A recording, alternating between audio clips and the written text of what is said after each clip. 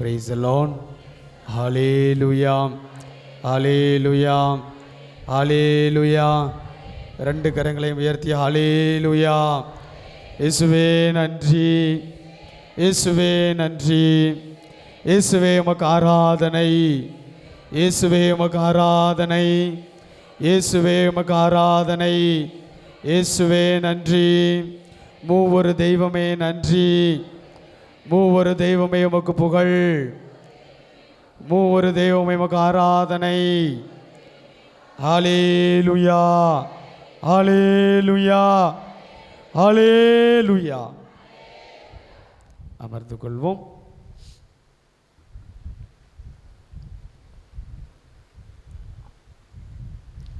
உடைய பங்கின் பாதுகாவலுடைய பெயர் என்ன?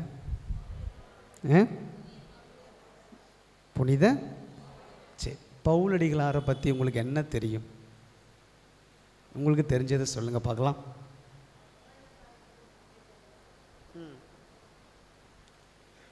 புற இனத்தாருக்கு நற்செய்தி பணியாளனாக ஆண்டவரால் சிறப்பாக தேர்ந்தெடுக்கப்பட்டார். Very good. வேற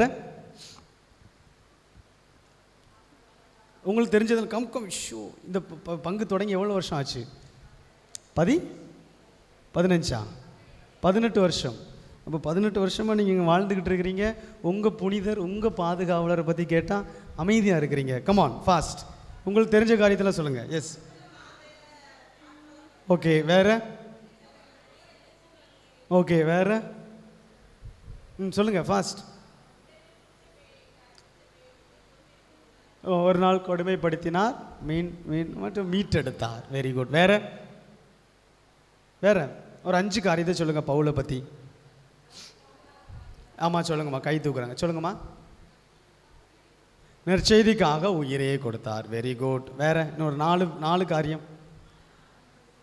4 காரியம் வித்தியாசம். மனமாற்றம் அடைந்தார். சரி, மனமாற்றம் அடைந்தார். இன்னொரு 3 காரியம் சொல்லாதவங்க ஒரு 3 பேர் சொல்லுங்களேன். யாராவது வித்தியாசமாக சொல்லி பாருங்க பவுலடிகளாரை பற்றி. மனம் எந்திரிச்சு அந்த அம்மா எவ்வளோ கரெக்டாக கை தூக்கி சொன்னாங்க. தைரியமாக 3 பேர் சொல்லுங்க பார்க்கலாம். தைரியமாக சொன்னார் அவர். நான் கடவுளுடைய சீடராக அவருடைய காலத்தில் வாழவில்லை எனினும் 400 அப்போஸ்தலன் தானே அப்படின்னு ஆசைப்பட்டு சொன்னார். அப்போஸ்தலர்களில் கடைக்குட்டி அப்படின்னு பெறுவதற்கு ஆசைப்பட்டார். இன்னும் 2 பேர். அப்போஸ்தலர்கள் லாஸ்ட்டு, ஆனால் பாவியில் ஃபஸ்ட்டு. சூப்பர். பாவிகளில் முதன்மையான பாவி நான். அது பரிசுத்த ஆவி இருந்தால் தான் அதெல்லாம் நடக்கும். ஆவியானவர் வழி நடத்தினா தான் it will be proclaimed. Yes, நம்ம எல்லாரும் பாவிகள் தான். ஆனால் எல்லாரும் முன்னாடியும் நம்முடைய பாவத்தை, அயோக்கியத்தனத்தை ஏற்றுக்கொள்ள நமக்கு யாருடைய துணை வேணும்? பரிசுத்த ஆவியாரின் துணை வேணும். அதான் பவுலடிகளார் சொன்னார், பாவிகளில் நான் ஒன்றாமன், அப்போஸ்தலர்களில் last. Very good. The last. சூப்பரான ஒரு பாயிண்ட் சொல்லுங்க. வாழ்வது நான் அல்ல, கிறிஸ்துவே என்னில் வாழ்கிறார். அவ்வளோ ஆழமான ஒரு காரியத்திற்குள் போனார். சரி, நான்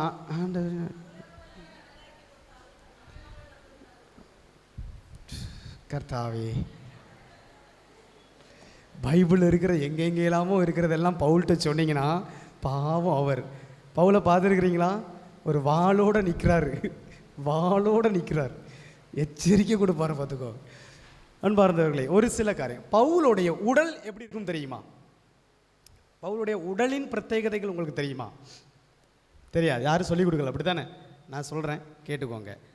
ஒரு அப்போக்ரிஃபிக்கல் ரைட்டிங்ஸ், அந்த புக்கோட பேர் சென்ட் பால் அண்ட் தெக்லா அப்படிங்கின்ற. தெக்லா அப்படின்னா யார் அப்படின்னா, பவுலின் ஒரு சிடத்தி, பவுலை பின்பற்றிய ஒரு பெண். பயங்கர பைசா, செல்வ சீமாட்டியாக இருந்த அந்த பெண் எல்லாத்தையும் விற்றுட்டு பவுலின் சீடத்தியாக பவுல் சென்ற இடங்கள். அப்போ பவுலை குறித்து அவள் எழுதக்கூடிய அந்த ஒரு புக் சென்ட் பால் அண்ட் தெக்லா அப்படிங்கிற ஒரு புக். அந்த புக்கில், இது 2வது நூற்றாண்டில் எழுதப்பட்ட ஒரு புத்தகம். அந்த புக்கில் பவுலடிகளாரின் உடல் அமைப்பு எப்படி இருந்தது என்று அந்த புக்கு நமக்கு சொல்லிக் கொடுக்குது. ஆசையாக இருக்குதா? எப்படி இருந்துச்சுன்னு ஆசையாக இருக்குதா?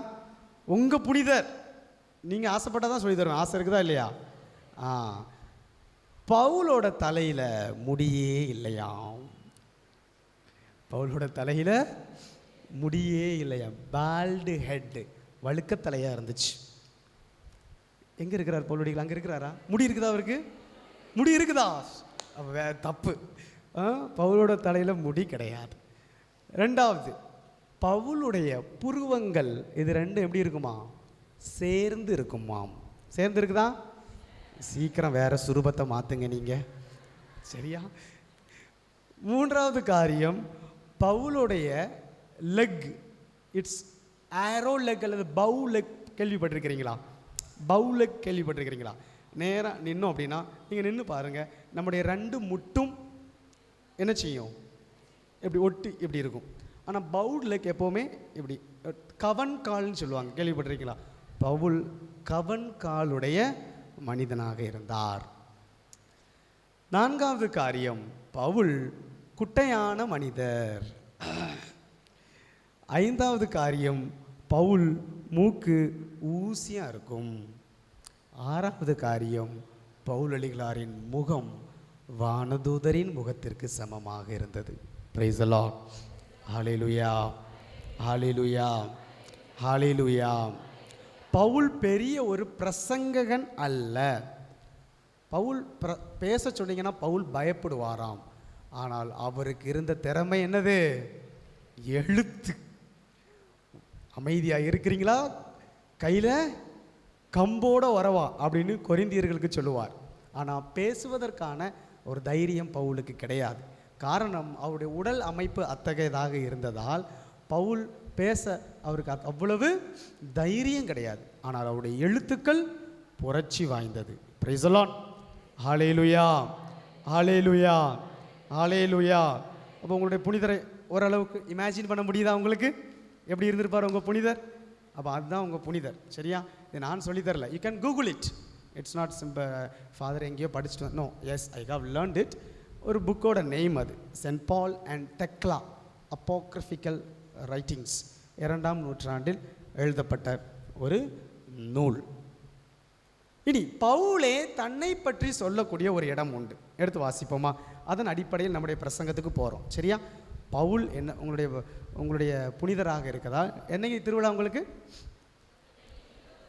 29. இன்றைக்கி எத்தனாம் தேதி? 23. 4 days 5 days you are going to celebrate it.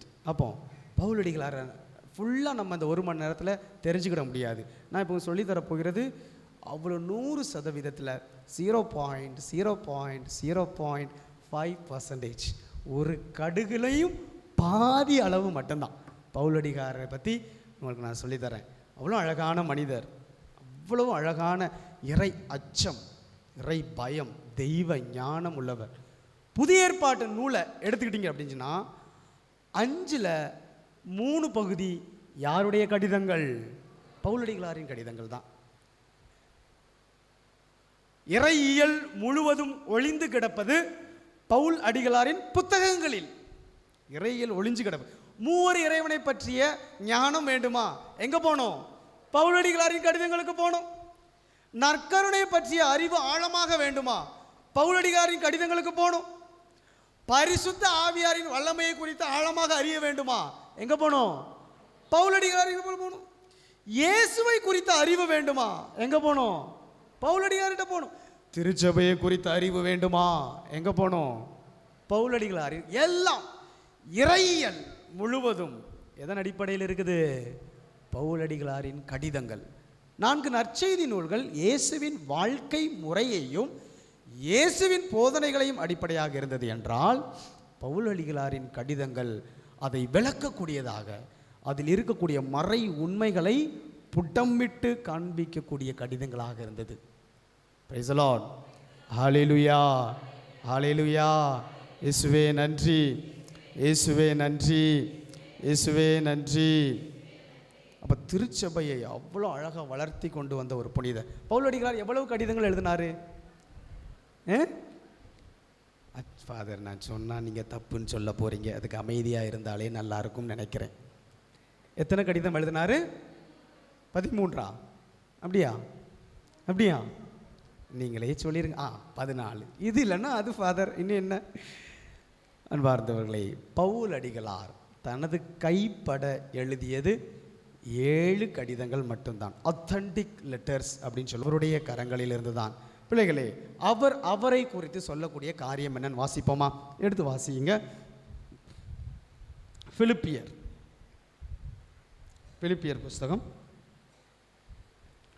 3வது அதிகாரம்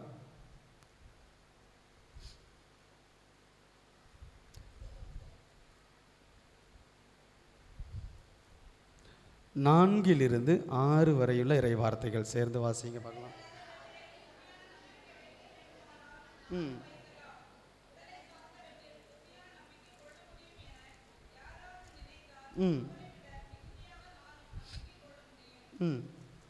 தொடர்ந்து நான் பிறந்த வாசிங்க. எஸ், 5 8ஆம் நாள் விருத்த சேதனம் பெற்றவன், இஸ்ரேல் இனத்தவன், பென்யமின் குலத்தவன், எபிரேய பெற்றோருக்கு பிறந்த,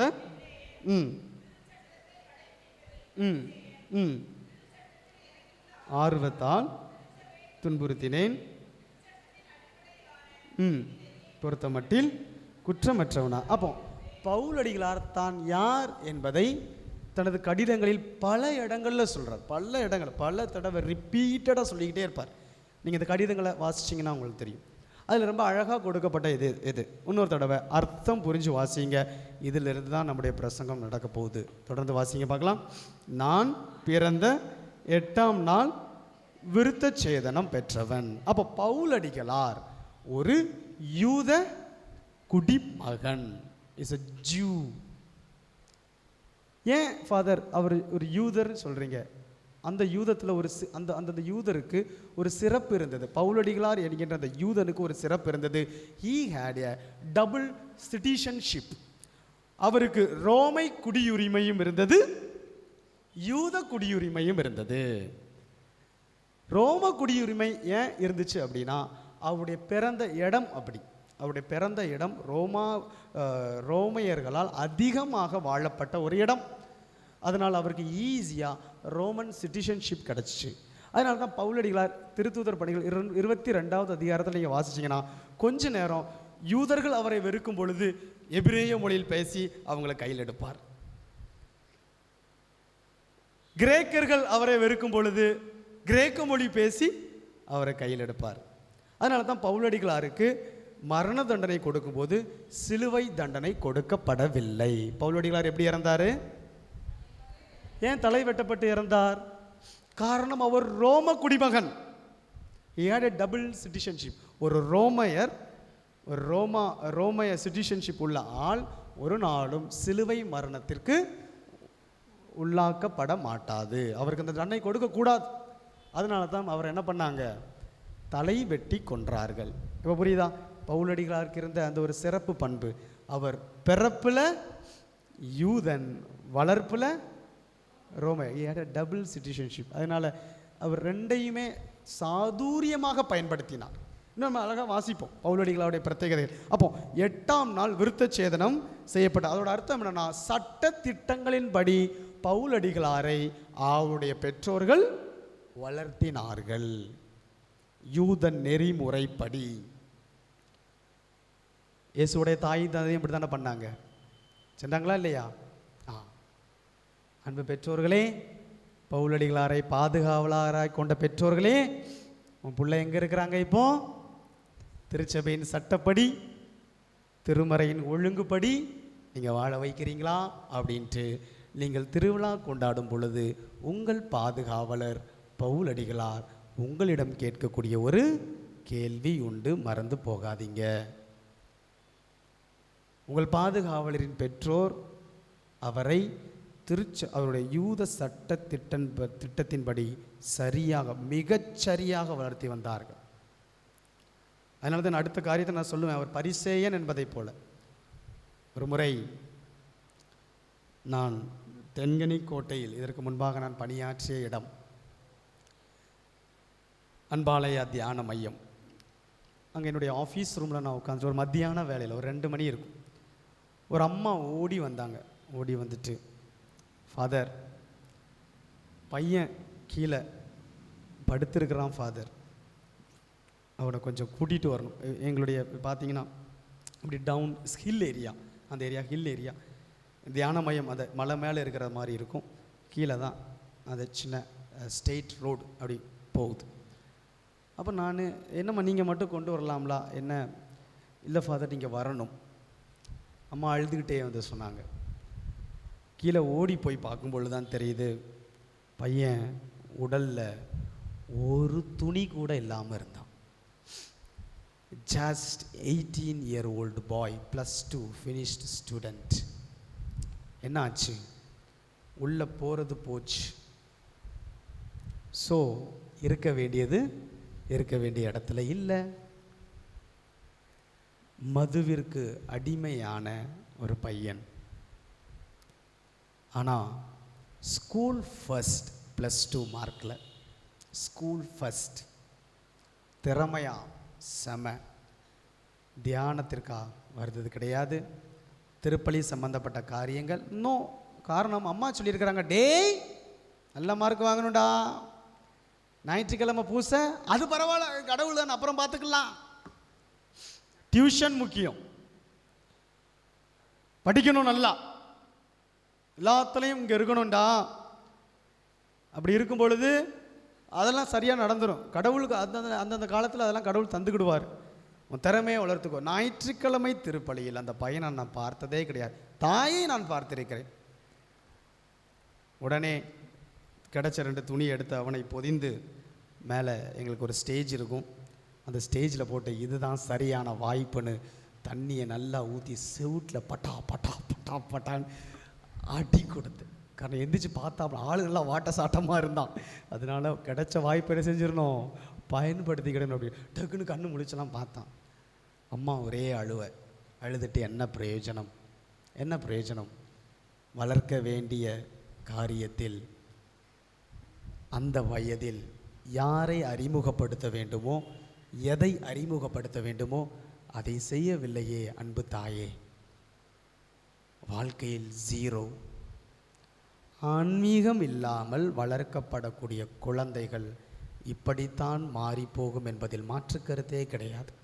அன்பு பெற்றோரே, இப்போ நீ நினைக்கிறியா, ஃபாதர் என் பையன் என்னை மதிக்கவே மாட்டேக்கான் ஃபாதர், கல்யாணம் ஆகி நாங்கள் ரொம்ப வயசானவங்க, ஆனால் என் பையன் என் பொண்ணு என்னைய மதிக்கவே மாட்டேங்குது, என்னை விட்டுட்டு தனியாக போயிட்டாங்க ஃபாதர் அப்படின்னு நினைக்கிறியா? ஆன்மீகத்தை கொடுக்கவில்லை, ஆன்மீகத்தை கொடுக்கலை. நீ கடவுளை கொடுத்துருந்த அப்படின்னா உன் புள்ள இன்னைக்கு உன்னைய மதிச்சிருக்கும். உன்னை எந்த இடத்துல வைக்கணும்னு அவனுக்கு தெரியும். காரணம், அவன்கிட்ட ஆன்மீகம் இருக்குது. அன்பு பெற்றோர்களே, நினச்சி பார்த்துக்கோங்க, உன் குழந்தை எங்கே, where is he now, where is she now? கடவுளை உன் பிள்ளைக்கு அறிமுகப்படுத்திட்ட அப்படின்னா, even if he or she goes away from you, one day he or she will come back to you. அதுதான் ஆன்மீகத்தின் கடவுளின் வல்லமை. 2 நாளைக்கு முன்னாடி ஒரு கால் வந்துச்சு. ஒரு அம்மா ஒரே அழுக, ஃபாதர் ஒரு நிமிஷம் உங்களுக்கு டைம் கிடைக்குமா ஃபாதர்? என்னம்மா ஆச்சு? அவ எங்களை வேண்டான்ட்டு அவங்க கூட போயிட்டா ஃபாதர். அப்பா அவ்வளோ கோவப்படுவாராம். அந்த அம்மா சொல்கிறாங்க, அப்பா அவ்வளோ கோவப்படுவார் ஃபாதர், ஆனால் அன்னைக்கு அவளுக்காக என் கணவன் இறங்கி அவ காலில் விழுறாங்க. அம்மா நீ வாம்மா, நான் அவனையே கல்யாணம் பண்ணி கொடுக்குறேன், நீ வா. அவள் வேண்டான்னு சொல்லிட்டா. எப்படி நடக்குது? ஏன் பெற்றோர்கள் உதறி தள்ளப்படுகிறார்கள்? ஏன் என் இஷ்டம் என்கின்ற காரியம் முன்னிற்கு வருகிறது? என் வாழ்க்கை நான் டிசிஷன் எடுத்தால் போதும்னு என் பிள்ளைங்க நினைக்கிறாங்க. காரணம், ஆன்மீகம் கொடுக்கப்படவில்லை. ஆன்மீகம் வெரி வெரி டேஞ்சரஸ். அன்பு பெற்றோர்களே, உங்களுடைய காலத்தில் நீங்கள் இருந்தது போல அல்ல. உன் பிள்ளைக்கு நீ ஆன்மீகத்தை கொடுக்க வேண்டிய நிர்பந்தத்தில் இருக்கிறாய். It's not option, it is mandatory. It becomes mandatory. கொடுக்கக்கூடிய கட்டாயத்தில் இருக்கிறார். இன்னைக்கு உன் புள்ள கேட்டகிசம் கிளாஸ் ஸ்கிப் பண்ணுறா, ஞாயிற்றுக்கிழமை பூசை அப்படிங்கிறது செகண்டரியாக மாறுது அப்படின்னா உன்னை அறியாமல் ஏதோ அவனுக்கு அவளுக்கு ஃபர்ஸ்டில் இருக்குதுன்னு அர்த்தம். ஃபர்ஸ்டில் இருக்குது. Praise the Lord. ஹல்லேலூயா. இயேசுவே நன்றி. கரங்களை உயர்த்தி சொல்லுவோமா? ஹல்லேலூயா, ஹல்லேலூயா, ஹல்லேலூயா. அதனால் அன்பு பெற்றோர்களே, திருச்சபையின் சட்ட திட்டங்களின்படி, பைபிளின் மறை உண்மைப்படி நீ உன் பிள்ளைய வளர்க்கிறியா? பாதுகாவலர் இன்னைக்கு உன்கிட்ட கேட்கக்கூடிய முதல் கேள்வி, நீ அவரின் திருவிழாவை கொண்டாட முயற்சி செய்யும் பொழுது. ரெண்டாவது பவுலடிகளாரை குறித்து என்ன அங்கே வருது? வாசிங்க. நான் பிறந்த 8ஆம் நாள் விருத்த சேதனம் பெற்றவன், இஸ்ரேல் இனத்தவன், பென்யமின் குலத்தவன். நம்ம கொஞ்சம் ஆழமாக சிந்திக்கணும். பென்யமின், எத்தனை கோத்திரம் இருந்துச்சு இஸ்ராயல் மக்களுக்கு? பென்யமின் கோத்திரம் எத்தனாவது கோத்திரம்? லாஸ்ட். பொதுவாக லாஸ்ட் அப்படின்னா குடும்பத்தில் என்ன சொல்லுவோம்? நம்ம செல்லப்பிள்ளை சொல்லுவோம், அப்படி தானே?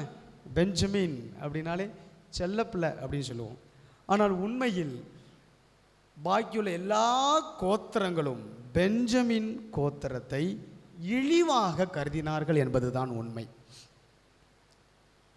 குறிப்பாக முதல் கோத்திரம் யாரு? யூதா. ஒரு நாளும் பென்யமின் கோத்திரத்தை மதிச்சதே கிடையாது.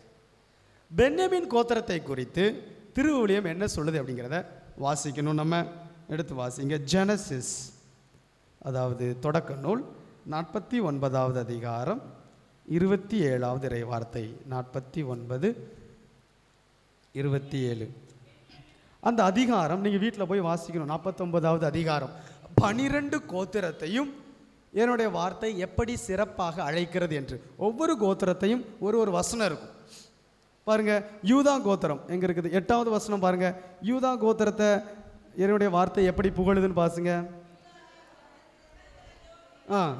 9வது வசனம், யூதா நீ ஒரு சிங்கக்குட்டி.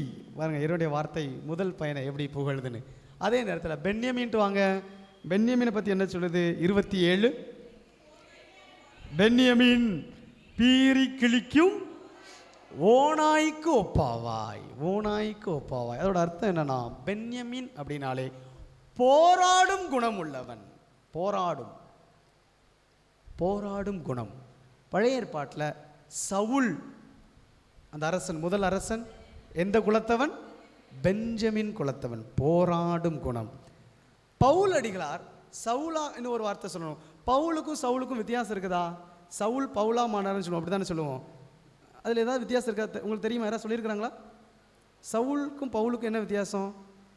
ஒரு வித்தியாசமும் இல்லை. அதனால் தயவு செய்து நீங்கள் சொல்லாதீங்க சவுல் பவுலாக மாறினார் என்பது. அது தவறு. சவுல் என்கின்ற வார்த்தை எபிரேய வார்த்தை, பவுல் அப்படிங்கிற வார்த்தை கிரேக்க வார்த்தை, அவ்வளோதான் வித்தியாசம். சரியா? இப்போ எப்படி நீங்கள் சொல்லுவீங்க? முதல் தடவை நான் இங்கே சென்னைக்கு வந்த பொழுது செங்குன்றம் அப்படின்னு சொல்கிறீங்க. இங்கிலீஷில் என்ன சொல்லுவோம்? Red hills. ஏதாவது வித்தியாசம் இருக்குதா? அதுதான் பவுலும் சவுலும். சரியா? இப்போ புரிஞ்சா? அதனால சவுல் பவுலாக மாறினார். ஒரு வார்த்தையில் சேம் பெயர் தான். அவருடைய எபிரேய பெயர் சவுல், கிரேக்க பெயர் என்னது? பவுல். அதனால் அதில் not the name itself is not any change. அப்போ வாசிப்போம். அப்போ சவுலுடைய குணங்களை கொஞ்சம் சொல்லுங்க. பாருங்க எவ்வளோ போராட்டம் உள்ள குணமாக இருந்தார். நம்ம வாசிக்கிறோம், அப்படி தானே? திரு தூதர்கள் பணிகள் புஸ்தகம் எத்தனாவது அதிகாரத்தில்? 8வது அதிகாரத்தில் வாசிங்க பார்க்கலாம். திருத்தூதர் பணிகள் புஸ்தகம் 8வது அதிகாரம் 7வது அதிகாரத்தில் ஒரு ஆள் இறந்து போகிறார். யார் அது? ஸ்தேவான். ஸ்தேவானோட இறப்பிற்கு காரணம் யாரு?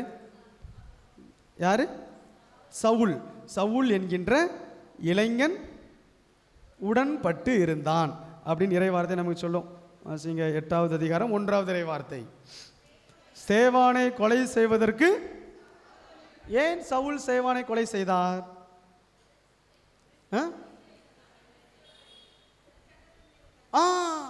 சவுலுக்கு இருந்த ஆர்வம் யூத ஒழுக்கத்தின் மீது, யூத நெறிகளின் மீது அவருக்கு இருந்த ஆர்வம். அப்போ இந்த ஒழுக்கத்திற்கு எதிராக ஒரு நபர் சில காரியங்களை சொல்லும்போது அவரால் தாங்க முடியல. அடுத்த இறை வார்த்தை அதான் சொல்லும், நான் ஒரு பரிசேயன் அப்படின்னு சொல்வார். What is the meaning of பரிசேயன்? பாரிசி. இன்னைக்கு நம்ம பாரிசி அப்படின்னா நம்ம என்ன சொல்கிறோம்? பரிசேய குணம் உள்ளவன் அப்படின்னா என்ன? வெளிவேடக்காரன் அப்படின்னு நினைக்கிறோம், அப்படி தானே? பட் உண்மையாக அது கிடையாது. பரிசேயன் அப்படிங்கிற வார்த்தைக்கு அர்த்தம் என்னன்னா, தேர்ந்தெடுக்கப்பட்டவன், பிரிக்கப்பட்டவன். பிரிக்கப்பட்டவன் யாரிடமிருந்து பிரிக்கப்பட்டவன்? சாதாரண மக்கள் குலத்திலிருந்து பிரிக்கப்பட்டவன். எதற்காக பிரிக்கப்பட்டவன்? கடவுளுக்காக வாழ, கடவுளின் சட்ட திட்டங்களை சரியாக, மிகச்சரியாக கடைபிடிக்க. அதான் பரிசேயர்கள் சொல்லுவார்கள், அவர்களுக்கு மொத்தம் இருந்த லாஸ் எத்தனை? 613. கடவுள் தந்த கட்டளை எத்தனை? 10 தான். அந்த 10 கட்டளையை அப்படியே பிரித்து ஆஞ்சு வேலை செஞ்சு இது செய்யக்கூடாது அதை செய்யணும் அப்படின்ட்டு 613 கட்டளைகளை பரிசேயர்கள் எழுதி வைத்தார்கள். அப்போ பாருங்க அவங்க செஞ்ச வேலையை. அதாவது அர்த்தம் என்ன? அவ்வளவு ஒழுக்கமாக வாழ தங்களை கடவுளுக்கு அர்ப்பணித்த ஒரு கூட்டம் தான் யாரு? பரிசேயர்கள். அப்போ பவுலடிகளார் சொல்றாரு, நான் ஒரு பரிசேயன். நான் ஒரு பரிசேயன் அப்படிங்கிற பொழுது அவருடைய ஆர்வம் என்னன்னா, கடவுளுடைய சட்ட திட்டத்தின் மீது, ஒழுக்கத்தின் மீது அவருக்கு இருந்த ஆர்வம், நீதி நெறிகளின் மீது. அதனால தான் ஒரு நபரை கொலை செய்வது என்பது அவருக்கு ஒரு பெரிய காரியம் கிடையாது, பெரிய காரியம் கிடையாது. ஆனால் என்று அந்த தமாஸ்குஸ் பயணத்தில் கடவுளை நேருக்கு நேர் சந்தித்தாரோ அன்று அந்த ஆர்வம் முழுவதும் யார் பால் மாறியது? இயேசுவின் பால். ஒரு நாள் அந்த ஆர்வம் ஃபுல்லும் சட்ட திட்டங்கள் மீது, அப்படியே எழுத்துக்கள் என்ன எழுதியிருக்கிறோ அது மாதிரி இருந்துச்சு. அதே ஆர்வம் தான், அதே பேஷன் தான் யார் மீது மாறியது? இப்போ இயேசுவின் மீது மாறியது. தமாஸ்குஸ் எக்ஸ்பீரியன்ஸ். தமாஸ்குஸ் பயணம் செய்யும்போது என்ன நடந்துச்சு தெரியும், அப்படி தானே? நம்ம மீண்டும் சொல்ல வேண்டாம். காரணம், பவுலடிகளாரை பாதுகாவலராக கொண்ட பிள்ளைகள். எத்தனையோ ஃபாதர்ஸ் உங்களுக்கு நிறைய மறையுரை கொடுத்துருப்பாங்க. எத்தனை முறை பவுலடிகளாரின் மனமாற்றத்தை திருத்தூதர் பணிகள் சொல்லுதுன்னு தெரியுமா? எத்தனை முறை? 3 முறை சொல்லுது. வேற யாருக்கும் அந்த ஒரு சிறப்பம்சம் திருவிவிலியத்தில் கிடையவே கிடையாது. திருத்தூதர் பணிகள் புஸ்தகத்தில் மட்டும் பவுலடிகளார் மனமாற்றம் அடைந்த கதை 3 முறை திருப்பி திருப்பி திருப்பி சொல்லப்படுகிறது. முதல் தடவை எங்கே பார்க்குறோம் நம்ம? திருத்தூதர் பணிகள் 9வது அதிகாரம் 1 - 19. 2வது தடவை நீங்கள் எழுதி வச்சுக்கோங்க, அப்போ வாசிங்க. 2வது தடவை திருத்தூதர் பணிகள் 22வது அதிகாரம் 3 - 16. 3வது தடவை திருத்தூதர் பணிகள் 26வது அதிகாரம் 4 - 18. 3 முறை அவர் மனமாற்றம் அடைந்த கதையை திருவிவிலியம் நமக்கு மீண்டும் மீண்டும் மீண்டும் நினைவுபடுத்துகின்றது. அதற்கு காரணம் என்ன அப்படின்னா, the passion he had for the law completely changed towards Jesus. Praise the Lord. Hallelujah, hallelujah, hallelujah, hallelujah. எடுத்து வாசிப்போம். 2 தீமோத்தேயும் 2வது அதிகாரம் 3வது வார்த்தை. பவுலடிகளாரின் போராட்டம் இப்பொழுது எப்படி மாறுகிறதுன்னு பாருங்க. எஸ், கிறிஸ்து இயேசுவின் நல்ல படைவீரன் போல. அப்போ பாருங்க, பவுலடிகளார் தன்னை எப்படி சொல்றாரு பாருங்க. முதல்ல யாருடைய படைவீரனாக இருந்தா? வெறும் சட்ட திட்டத்தின் படைவீரன். இப்பொழுது யாருடைய படைவீரன்? கிறிஸ்துவின் படைவீரன். அதே குணம்தான், அதே போராட்ட குணம்தான். ஆனால் ஒரு காலத்தில் அந்த போராட்ட குணம் உலகிற்காக, ஏதோ ஒரு காரியத்திற்காக இருந்தது. இன்று அதே போராட்ட குணம் யாருக்காக இருக்கிறது? கிறிஸ்துவுக்காக, விசுவாசத்திற்காக. கிறிஸ்து இயேசுவின் நல்ல படையாளி நான். Praise the Lord. Hallelujah, hallelujah. உங்கள் வாழ்க்கையில் நீங்கள் போராளியா? நீங்கள் போராளியா? போராளி என்றால் யாருக்காக போராடுகிறீர்கள்? எதற்காக போராடுகிறீர்கள்? ஃபாதர் நல்ல வேலை வேணும் ஃபாதர், போராடுறேன் ஃபாதர். வாழ்க்கையில் செட்டில் ஆகணும் ஃபாதர், போராடுறேன் ஃபாதர். நான் இல்லைன்னு சொல்லலை. எல்லாவற்றுக்கும் மேலாக யாருக்கான போராளியாக மாற வேண்டும்? கிறிஸ்துவின் போராளியாக, படை வீரனாக மாற முடியுதா அன்பு பிள்ளையே? கிறிஸ்துவின் படை வீரனாக, போராளியாக. பவுலடிகளார் சொல்ற, நான் கிறிஸ்துவின் நல்ல படை வீரன். உன் பாவத்திற்கு எதிராக உன்னால் போராட முடிகிறதா? அதுதான் அல்டிமேட் கொஸ்டின். கிறிஸ்துவின் படை வீரன் என்பதன் இன்னொரு பக்கம் என்ன அப்படின்னா, பாவத்திற்கான போராட்டம். எஸ் ஃபாதர், நான் பாவத்திற்கு எதிராக நிறைய போராடுறேன். அப்போ ஏன் இந்த ஹேபிச்சுவல் சின்ஸ் வருது வாழ்க்கையில்? What is mean by habitual sin? எல்லா பாவ சங்கீர்த்தனத்திலையும் will have a pattern. Father, நான் அப்பா அம்மாவை மதிக்கலை ஃபாதர், பொய் பேசினேன் ஃபாதர், திருடினேன் ஃபாதர், இப்போ சொன்ன பாவத்திற்கும் மறந்து போன பாவத்திற்கும். Patterned confession, habitual since. ஒரு பாவ சங்கீர்த்தனுக்கும் அடுத்த பாவ சங்கீர்த்தனுக்கும் இடையில் ஒரு மாற்றம் இல்லாத வாழ்க்கை. அப்படிப்பட்ட பாவ சங்கீர்த்தனம் நம்முடைய வாழ்க்கையில் இருக்கிறது என்றால், பிள்ளைகளே, நீ உண்மையான கிறிஸ்துவின் போராளி அல்ல. இன்னும் நீ உலகத்திற்காக போராடி கொண்டிருக்கிறாய். இன்னொரு வார்த்தையில் சொன்ன போனோம் அப்படின்னா, இன்னும் சவுலை போன்ற வாழ்க்கை. Still you have not become Paul. Still you have not become. இன்னும் சவுலை போன்ற ஒரு வாழ்க்கை வாழ்ந்து கொண்டிருக்கிறாய் என்பதுதான் அர்த்தம். பாவத்திற்கு எதிரான போராட்டத்தில் எப்படி போராட வேண்டும் என்று எபிரேயர் திருமுகம் நமக்கு சொல்லித் தருது. எடுத்து வாசிங்க. எபிரேயர் திருமுகம்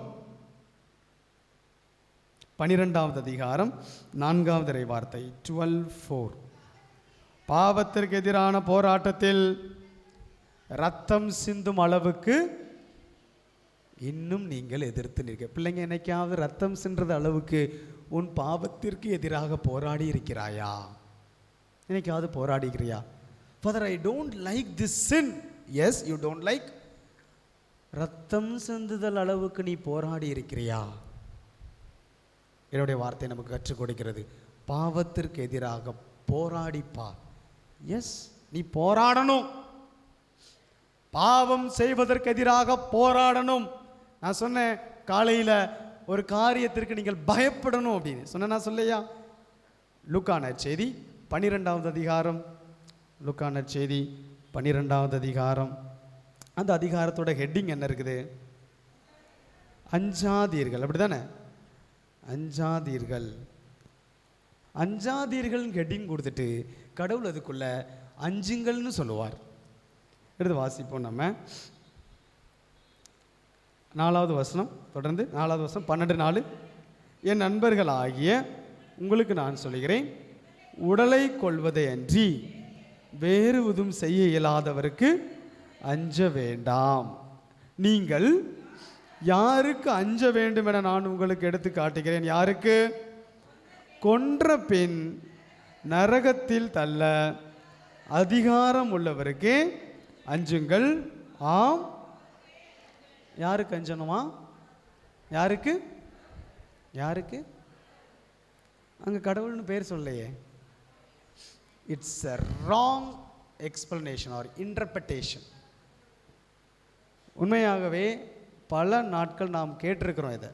அப்போ இந்த இடத்துல இந்த பைபிள் பரிசுத்த ஆவியானவர் எவ்வளோ அழகாக அங்கே எழுதி வச்சு இங்கே கடவுளுங்கிற வார்த்தை கொடுத்துருக்கிறாரா? இறைவன் எவ்வளோ அழகாக சொல்லி கொடுக்குறாரு பாருங்க. ஆம், அவருக்கே அஞ்சுங்கள். அவர் யாரா? அவருடைய செயல் எப்படி இருக்குது? கொன்ற பின். அப்போ முதலாவது வார்த்தை கொலை, அதாவது உனக்கு மரணத்தை கொடுக்கக்கூடிய ஒரு ஆள். அப்போ மரணத்தை கொடுக்கறது யாரு? ரோமையர் திருமுகம், ரோமையர் திருமுகம் 6வது அதிகாரம் 16வது இறை வார்த்தை. ரோமன்ஸ் 6:16. ம் ம் ம் ம் ம் ம் ம் சாவீர்கள். அப்போ பாவத்திற்கு அடிமை செஞ்ச அப்படின்னா பாவம் உனக்கு கொடுக்கக்கூடியது என்னது? மரணம். அதே 6வது அதிகாரம் 23வது வார்த்தை 6:23, பாவத்தின் கூலி சாவு. அப்போ உனக்கு உன்னை மரணத்திற்கு கொண்டு செல்ல அதிகாரம் உள்ள ஒரு நபர் யாரு? யாரு? பாவம். Sin has the power. பாவத்திற்கு வல்லமை உண்டு. என்ன வல்லமை ஃபாதர்? உன்னை கொலை செய்வதற்கு, உன்னை கொலை செய்வதற்கு பாவத்திற்கு வல்லமை உண்டு, பாவத்திற்கு அதிகாரம் உண்டு. Sin has the power. மறந்துடாத. ஆண்டவர்கிட்ட கேட்பேன், ஆண்டவரே, ஏன் ஆண்டவரே எங்களை இவ்வளோ அன்பு செஞ்சுட்டு சிலுவையில் மறிச்சிங்களே, ஏன்? கடவுள் சொல்லக்கூடிய ஒரு பதிலாக நான் நினச்சிருக்கிறேன் பல நேரத்தில், தம்பி, sin has power. அந்த பாவத்தை அழிக்கணும் அப்படின்னா நான் இவ்வளவு பாடுகள் பட வேண்டும். இவ்வளவு பாடுகள் நான் பட்டால் மட்டும்தான் பாவத்தை அழிக்க முடியும். ரத்தம் சிந்துதல் அளவுக்கு பிள்ளையே இனியும் நீ பாவத்திற்கு எதிராக போராடவில்லையே. Praise the Lord. ஹல்லேலூயா, ஹல்லேலூயா. பாவத்தை சாதாரணமாக எடை போடாதீர்கள். எடை போடாத. இன்னும் நீ பாவத்தை உனக்காக வச்சுக்கிட்டு இருக்கிறியா? எனக்கு இது போதும், இந்த இவ்வளோ தானே, இந்த சின்ன பாவம் தானே, இது யாருக்கு தெரிய போகுது, அது கடவுள் மன்னிச்சிருவார், சின்னது தானே. That's enough for you to determine your life. அது போதும் உனது வாழ்க்கையை முடிவுக்கு கொண்டு வர. இவ்வளவு அன்பு செய்கிற கடவுளால் உனக்கு ஒரு நாளும் மரண தண்டனை கொடுக்க முடியாது, கொடுக்க முடியாது. அப்படின்னா அவர் இவ்வளோ கஷ்டப்பட வேண்டிய தேவையே கிடையாது. உன்னை மரணம் அடைய செய்ய ஒரே ஒரு நபருக்கு தான் வல்லமை உண்டு, அது சாத்தான். அவனுடைய செயல்கள் என்னது? பாவம். பாவம் செய்வதற்கு பிள்ளைகள் அஞ்ச வேண்டும், பாவம் செய்ய பயப்படணும். கொன்ற பின் கொலை செய்ய பாவத்திற்கு தான் வல்லமை உண்டு. அவருக்கு நிலைவாழ்வு கொடுக்க தான் ஆசை. அவருக்கு உனக்கு நிலைவாழ்வு கொடுக்கணும். என் புள்ள வாழணும், வாழ்வதற்காகத்தான் அவர் மரிச்சார். நம்ம சாவறதுக்கு அவர் மரிச்சார். என் பிள்ளைங்க வாழணும், நிலைவாழ்வை பெற வேண்டும், அதற்காக அல்லவா அவர் மரித்தார். பாவம் செய்ய பயப்படணும். அது சின்னதோ பெருசோ உன் வாழ்க்கையை நாசமாக்கிவிடும். எடுத்து வாசிங்க எசாயா புஸ்தகம், எசாயா புஸ்தகம் 49வது அதிகாரம் 12வது வார்த்தை.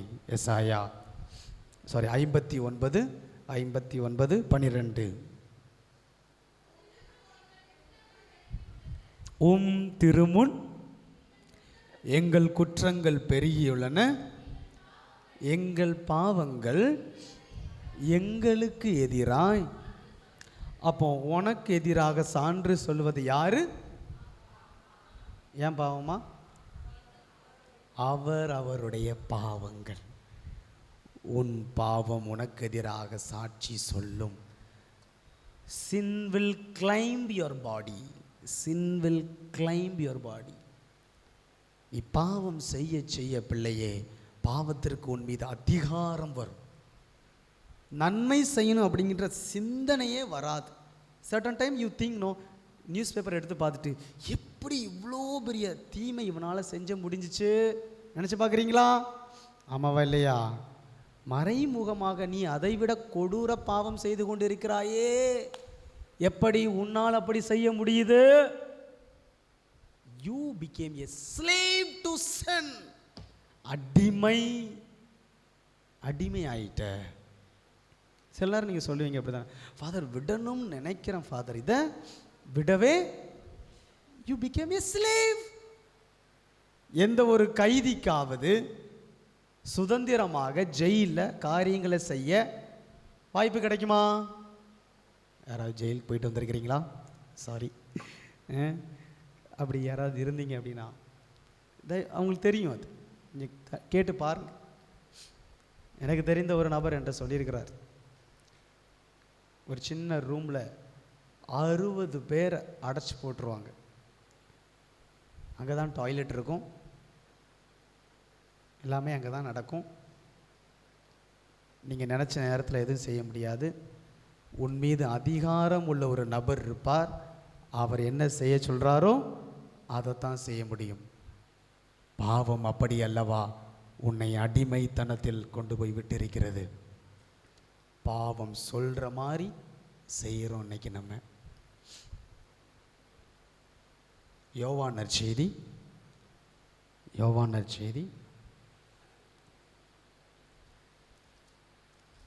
8வது அதிகாரம் 34வது இறைவார்த்தை. யோவான் 8:34. அதற்கு இயேசு, பாவம் செய்யும் எவரும் பாவத்திற்கு அடிமை என உறுதியாக உங்களுக்கு சொல்கிறேன். பவுலடிகளார் இதே காரியத்தை 6வது அதிகாரத்தில் சொன்னார். ஞாபகம் இருக்குதா? ரோமையர் 6வது அதிகாரத்தில், பாவத்தின் சம்பளம் மரணம், பாவம் செய்யும் எவரும் அடிமை. நீ செய்ய நினைக்கிறத உன்னால் செய்ய முடியாது. உன் மீது அதிகாரம் கொண்டிருக்கக்கூடிய பாவம் உன்னை என்ன செய்ய சொல்லுதோ அதைத்தான் நீ செய்வ.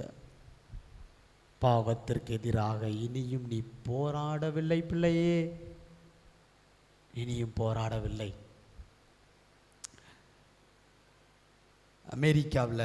அமெரிக்கா கனடா இந்த 2 நாடுகளுக்கும் இடையில் ஒரு நதி ஓடுது. அந்த நதி பேர் என்ன? அரபிக்கடலா? வளைகுடாவா? Niagara. Yes, Niagara water falls ரொம்ப பிரபலமானது, அப்படி தானே? நம்ம யாராவது போயிருக்கிறீங்களா?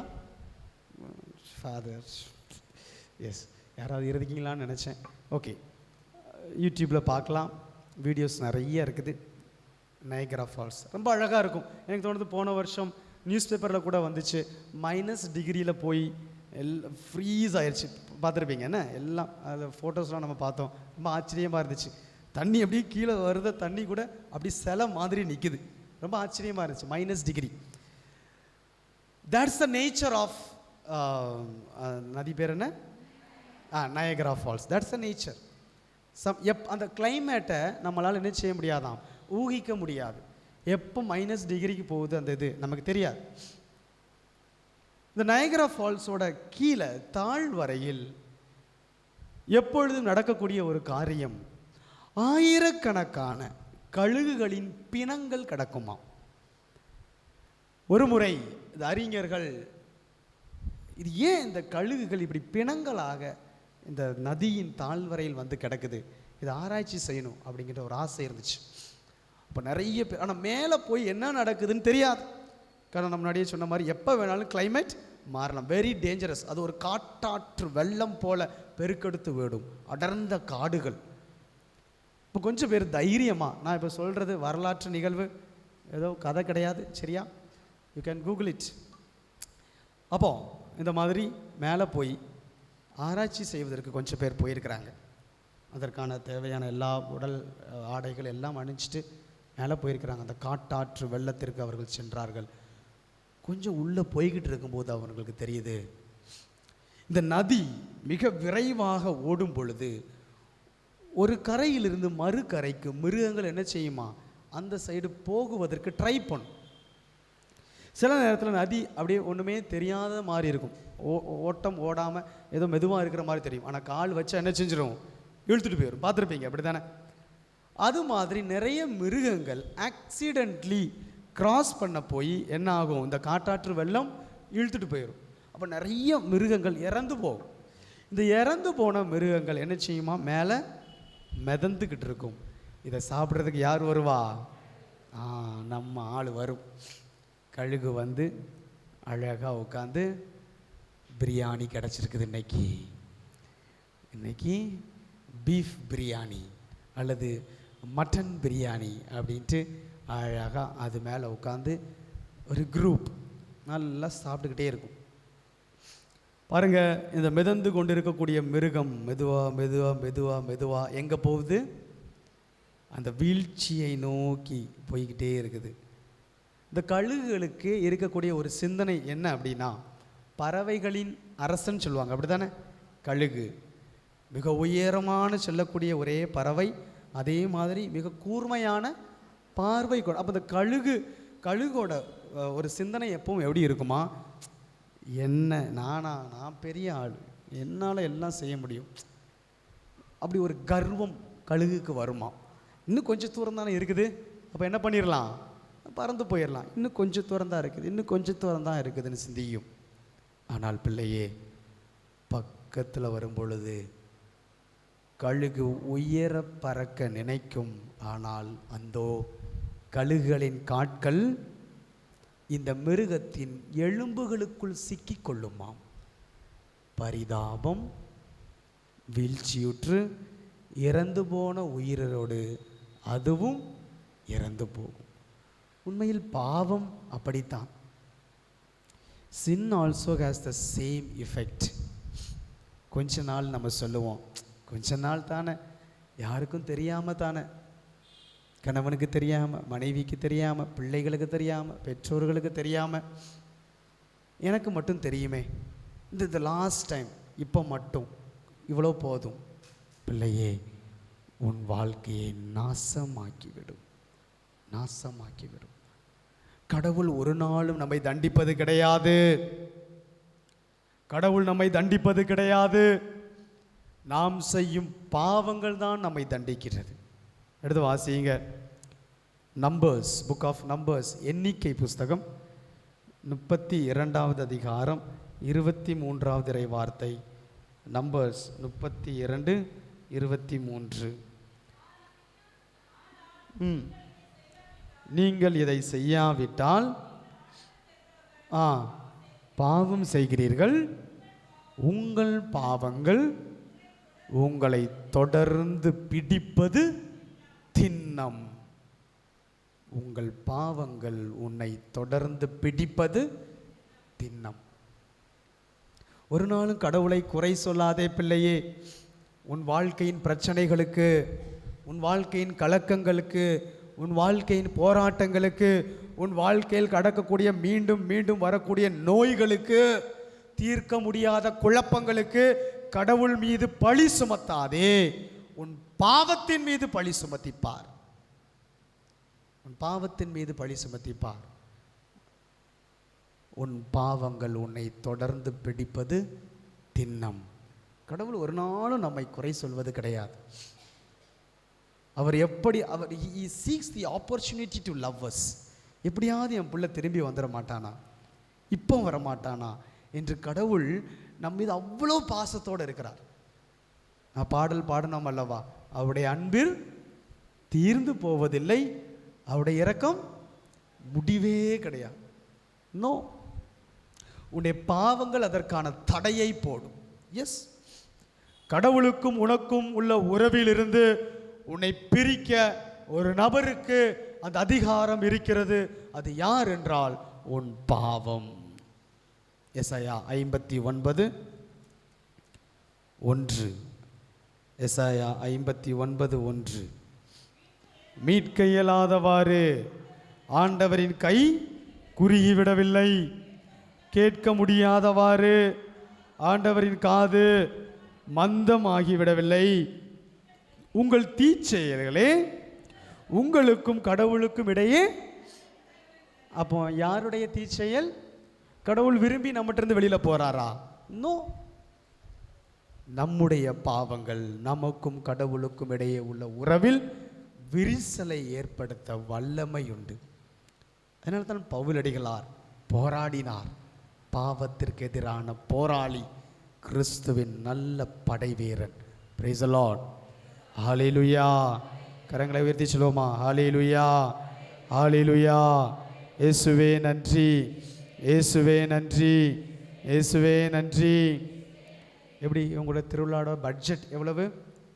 பட்ஜெட் எப்படி போகுது? போன வருஷத்தோட இந்த வருஷம் கூடுதலா கம்மியா? போன வருஷத்தை விட ஃபாதர் செம்மையாக பண்ணணும் ஃபாதர். போன வருஷம் இந்த குறை இருந்துச்சு, இந்த வருஷம் அது இருக்கக்கூடாது ஃபாதர். போன வருஷம் சிக்கன் பிரியாணி போட்டு தப்பு பண்ணிட்டோம், இந்த வருஷம் மட்டன் பிரியாணி போட்டுறணும் ஃபாதர். என்னென்ன பிளான்லாம் போடுவோம் பிள்ளையே. ஒரு பிரயோஜனமும் இல்லை என்பது தான் உண்மை. ஒரு பிரயோஜனமும் இல்லை. உன் குடும்பம் ஆண்டவருக்கு சொந்தமாகாமல் இருந்து என்ன பிரயோஜனம்? ஒவ்வொரு திருவிழாவும் எதற்கான அடையாளம் என்றால், கடவுள் இந்த ஒரு வருடமாக என்னை பாதுகாத்தார், என் குடும்பத்திற்கு ஒரு பாதுகாவலர் உண்டு, என் குடும்பத்தை பாதுகாக்கக்கூடிய ஒரு அப்போஸ்தலர் இருக்கிறார், இந்த ஒரு வருடமாக எனது வேண்டுதல்களுக்கு அவர் பதில் தந்தார் என்று நன்றி செலுத்தக்கூடிய நாள் தான் திருவிழா. குடும்பமாக செலிப்ரேட் தட் ஃபெஸ்டிவல், நன்றி செலுத்தி கொண்டாடப்பட வேண்டிய நாள் அது. நீங்கள் அப்படி கொண்டாடுறீங்களா? இல்லைதான் பைசாவை அப்படியே புகை விட்டு புஸ்வானம்லாம் வாங்கி சாப்பிட்டு வயிறு நிறைச்சு வெறுமனே திருவிழாவின் அர்த்தங்கள் மாறுகிறது.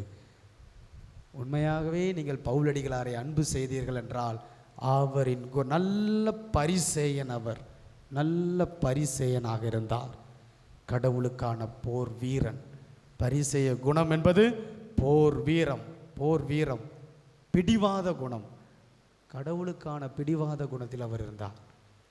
Price the Lord. Hallelujah, hallelujah. உலக காரியங்களுக்கு நாம் பல பிடிவாத குணம் இருக்கிறதே. உலக காரியங்கள் மீது பிடிவாதத்தோடு பல செயல்படுகிறோமே, ஏன் பாவத்திற்கு எதிரான போராட்டத்தில் அந்த பிடிவாத குணம் இல்லை. அதனால் இந்த திருவிழாவில் நல்ல ஒரு பாவ சங்கீதம் செய்யணும், குடும்பமாக செய்யணும். அன்பு பெற்றோரே, இன்னைக்கு இங்கே வராத உன் குழந்தை, yes certainly he lost something, ஒரு காரியத்தை இன்று அவள் இழந்து போனான் என்பதுதான் உண்மை. ஆனால் திருவிழா கொண்டாடுறதுக்கு முன்னாடி நல்ல ஒரு பாவ சங்கீர்த்தனம் செய்யுங்க. குடும்பமாக, கணவன் மனைவி பிள்ளைங்க எல்லாரும் சேர்ந்து குடும்பமாக திருவிழாவுக்கு முன்னாடி சூப்பராக ஒரு பாவ சங்கீர்த்தனம் செஞ்சு அந்த திருவிழாவை கொண்டாடுங்க. பார்க்கலாம், இந்த வருடத்திலிருந்து அடுத்த வருட திருவிழா வர உன் வாழ்க்கையில் அதிசயங்கள் அதிகமாக இருக்கும். எதிர்பார்ப்புகள் எல்லாம் நிறைவேறும். காரணம், உன்னுடைய பிடிவாத குணம் கடவுளுக்காக மாறுகிறது. கடவுளின் படையாளியாக, போர் வீரனாக மாறுகிறாய். Price the Lord. Hallelujah, hallelujah.